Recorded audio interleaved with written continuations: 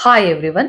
आज के इस वीडियो में हम बात करने वाले हैं कि कोई भी महिला गर्भधारण कर लेती है या प्रेग्नेंट हो जाती है तो उसको पीरियड मिस होने से पहले या पीरियड मिस होने के कितने दिन बाद लक्षण आते हैं, जिससे कि हम क्लियरली ये समझ पाए कि महिला प्रेग्नेंट है या नहीं है।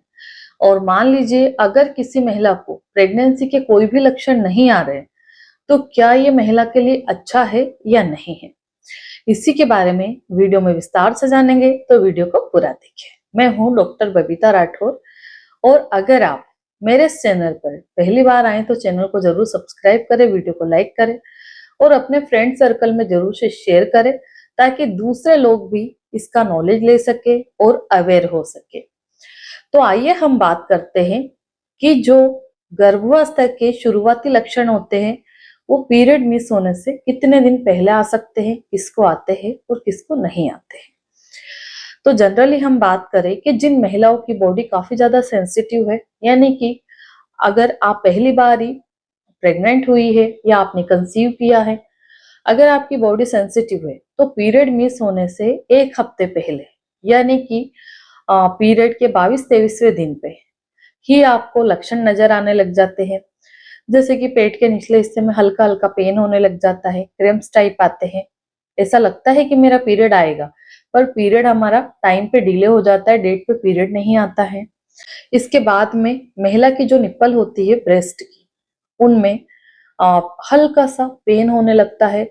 जैसे हम नहाते हैं या टच करते हैं या कपड़े चेंज कर रहे हैं तो जैसे ही हमारा हाथ टच होता है तो महिला को अजीब सा एक पेन फील होता है, उसमें मीठा मीठा सा या अजीब सा दर्द फील होता है। महिला सोचती है ऐसा तो पेन मुझे कभी नहीं हुआ, पता नहीं इस बार क्यों हो रहा है। कई बार ही पूरे ब्रेस्ट में पेन होने लगता है क्योंकि जब हम गर्भ धारण कर लेते हैं तो हमारी बॉडी में जो प्रोजेस्टेरोन का लेवल है वो बढ़ने लगता है। उसके कारण बॉडी में काफी अनकंफर्टेबल सा फील होने लगता है पेशेंट को। इसके बाद में पेशेंट का जी मचलना शुरू हो जाता है या मतली जैसा लगता है। किसी किसी को तो उल्टियां भी चालू हो जाती है, पर उल्टियां इतनी जल्दी चालू नहीं होती। पीरियड मिस होने के 15 दिन के बाद यानी कि 1.5 महीने पे वॉमिटिंग शुरू होती है आफ्टर 6 वीक। प्रेगनेंसी में वॉमिटिंग होना नॉर्मली माना जाता है। अगर आपको एक आध दो हो रही तो कोई दिक्कत नहीं है, अगर आपको ज्यादा वॉमिटिंग हो रही है, आप कुछ खा पी नहीं सक रहे प्रेगनेंसी के दौरान, तो डॉक्टर से मिलकर सलाइन चढ़वा ले, उसमें वॉमिटिंग रोकने की इंजेक्शन डाल देंगे, फिर आपको टैबलेट दे देंगे, उससे आपकी जो वॉमिटिंग सेंसेशन है वो कम हो जाएगा, फिर आप अच्छे से खाना पीना खा पाएंगे। और किसी किसी महिला को पूरे 9 महीने तक वॉमिटिंग होती है और किसी किसी को 3.5 महीने 4 महीने के बाद में स्टॉप हो जाती है। इसके बाद में मुंह में पानी आता रहता है, यानी कि ऐसा लगता है कि मुंह में अजीब सा पानी आ रहा है, मुंह गीला गीला हो रहा है। तो ये भी जब महिला गर्भधारण कर लेती है तो उसके बाद में मुंह में पानी छूटने लगता है। इसके बाद ही कई बारी महिलाओं को जैसे ही गर्भधारण होता है, बच्चा बच्चादानी में आके चिपकता है यानी कि इम्प्लांटेशन हो जाता है, तो पीरियड की डेट से 1 वीक बिफोर हल्की फुल्की स्पॉटिंग होती है, यानी कि 10-15 बूंद ब्लड आया पिंकिश या ब्राउनिश टाइप का और बंद हो गया।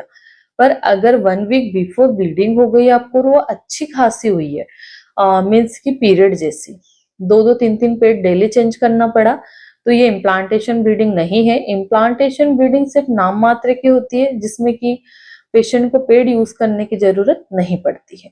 इसके बाद में और क्या लक्षण हो सकते हैं, तो जैसे कि जैसे ही हमारा पीरियड आने के नजदीक डेट रहती है तो किसी महिला को व्हाइट डिस्चार्ज बहुत ज्यादा होने लग जाता है, किसी को प्राइवेट पार्ट में इचिंग होने लग जाती है, किसी को जलन भी होने लग जाती है।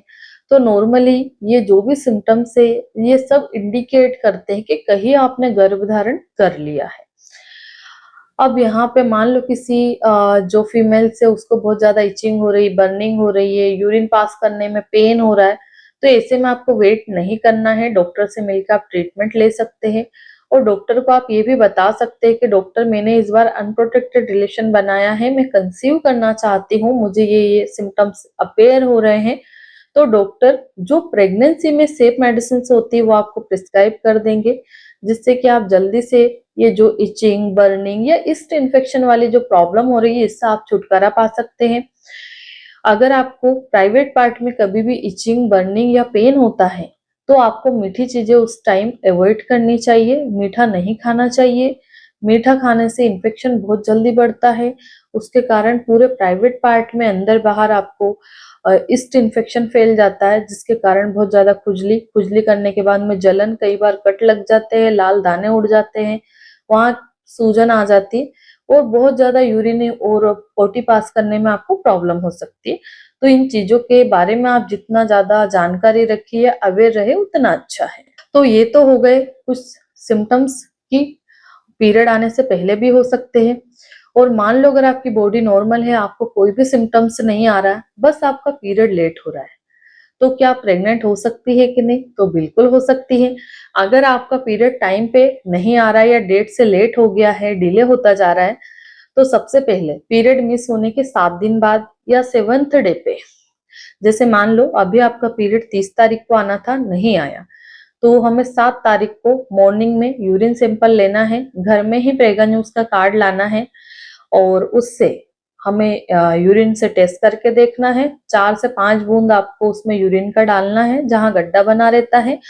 5 से 10 मिनट तक उस प्रेगनेंसी टेस्ट कार्ड के पास ही खड़े रहना है। देखना है कि उसमें कितनी लाइनें बन रही है।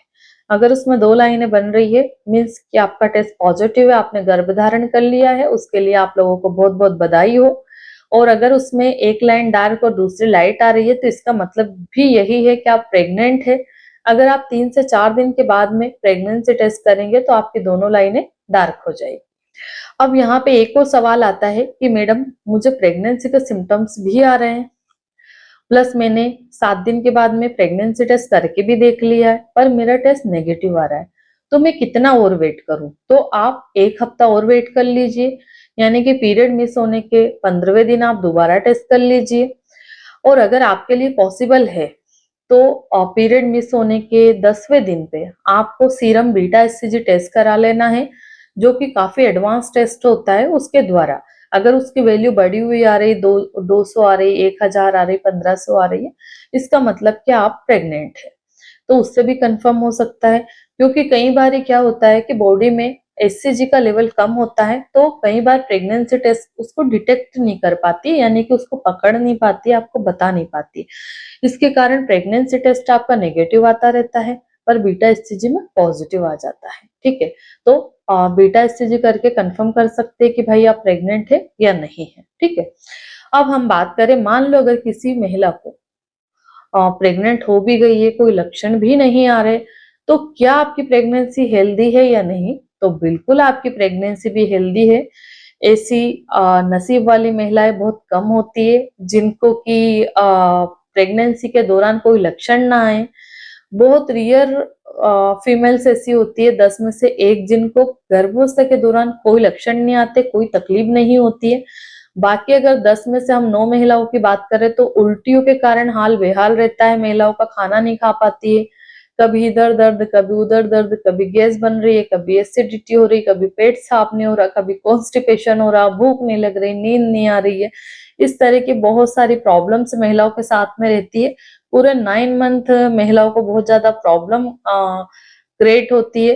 तो मतलब ये है कि माँ बनना और 9 महीने का सफर पूरा करना बहुत एक आसान नहीं है, बहुत डिफिकल्ट टाइम है 9 मंथ क्रॉस करना। ये जिनने भी बच्चे को पेट में रखा है वही इस चीज को एक्सप्लेन कर सकती है, बाकी कोई नहीं कर सकता है। और यहाँ पे दूसरा सवाल ये भी आता है कि मैडम मुझे इम्प्लांटेशन ब्लीडिंग नहीं हुई है, मैंने तो एक बार रिलेशन बनाया है और मेरा पीरियड मिस हो गया, टेस्ट करने पे क्लियर पॉजिटिव आ रहा है, तो क्या मेरी प्रेगनेंसी हेल्दी है कि नहीं? तो आपकी भी प्रेगनेंसी हेल्दी है। अच्छे से प्रेगनेंसी को एंजॉय करिए। डॉक्टर ने जो भी फॉलिक एसिड, प्रोजेस्टेरोन, मल्टीविटामिन और डॉक्सिनेट वगैरह जो भी मेडिसिन आपको दे रखी है, उसको आपको कंप्लीट लेना है, बीच बीच में नहीं छोड़ना है। जो भी सीजनेबल फ्रूट्स आते हैं उनको आप लेना शुरू करिए, पपीता, पाइनएप्पल को छोड़ करके। कॉफी नहीं पीना है।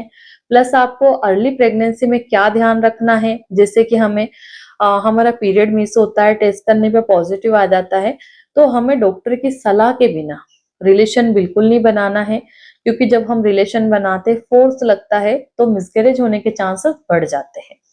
इसके बाद में हमें बहुत ज्यादा ट्रेवल नहीं करना है, और जो हाई हील वाली सैंडल रहती है उनका यूज नहीं करना है, मतलब वो नहीं पहनना है, कभी पैर फिसल जाए, कर जाए, हम गिर जाए, है ना। तो इस तरह की गलतियां नहीं करना है।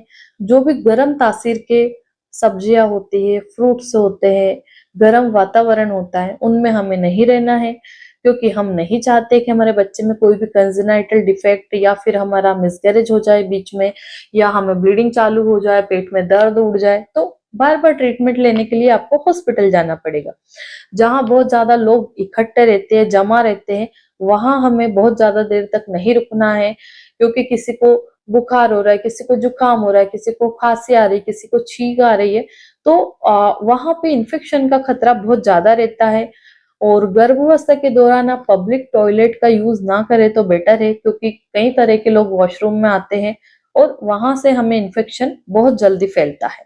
इस दरमियान आपको पानी ज्यादा से ज्यादा पीना है, ट्रेवल कम से कम करना है, जितना हो सके आराम करिए, खाने पीने पे प्रॉपर ध्यान दीजिए, डॉक्टर ने जो भी मेडिसिन से दी है उनको आप कंटिन्यू लेते रहिए, और अच्छी अच्छी बुक्स पढ़िए, जो चीजें आपको पसंद है वो आप करना शुरू करिए, और अपना ध्यान रखिए, और आने वाले बच्चे के बारे में सोचिए, हमें बच्चे का नाम क्या रखना है, हमें बच्चे के लिए क्या करना है, कौन से कपड़े खरीदना है, हमें हमारा जो आने वाला बच्चा है उसको हम कैसी लाइफ देना चाहते हैं, इन सभी चीजों के बारे में पूरे आपके पास में 8 महीने हैं सोचने के लिए, आप आराम से सोचते रहिएगा।